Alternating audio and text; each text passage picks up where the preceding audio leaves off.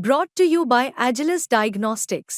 Health test की बात आती है तो मैं भरोसा करता हूँ India's largest diagnostics company Agilus Diagnostics. खुद को टेस्ट करते रहो।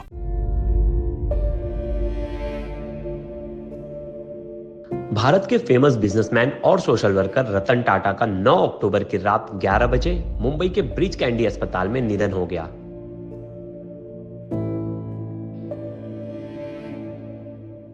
देश भर में शोक की लहर आ गई। यूं तो रतन टाटा पारसी समुदाय से थे और पारसियों में शव को जलाया नहीं जाता, लेकिन उनका अंतिम संस्कार शवदाह करके किया गया। अब आपके मन में सवाल उठ रहा होगा कि आखिर पारसी समुदाय से होने के बावजूद उनका अंतिम संस्कार पारसी परंपराओं से क्यों नहीं किया गया।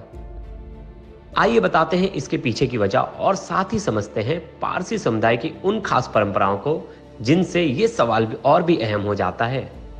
इसके लिए सबसे पहले समझिए पारसी धर्म में अंतिम संस्कार की परंपराएं कैसी रही हैं। पारसी धर्म में अंतिम संस्कार को दफमा कहा जाता है, जिसमें शरीर को जलाया या दफनाया नहीं जाता। इसे प्रकृति के हवाले किया जाता है। शव को एक खास जगह टावर ऑफ साइलेंस में ले जाया जाता है, जहां उसे खुले में रख दिया जाता है ताकि गिद्ध जैसे पक्षी शव को खा सकें। पारसी धर्म की ये प्राचीन परंपरा पर्यावरण के साथ संतुलन रखने की भावना पर आधारित है। अब सवाल उठता है कि रतन टाटा का अंतिम संस्कार पारंपरिक तरीके से क्यों नहीं हुआ। तो इसके पीछे सबसे बड़ी वजह यह है कि आधुनिक समय में गिद्धों की संख्या में भारी कमी आई है, जिससे पारसी अंतिम संस्कार की इस प्राचीन प्रक्रिया को चुनौती का सामना करना पड़ रहा है। मुंबई में कई पारसी परिवार इलेक्ट्रिक क्रिमेशन की ओर रुख कर रहे हैं।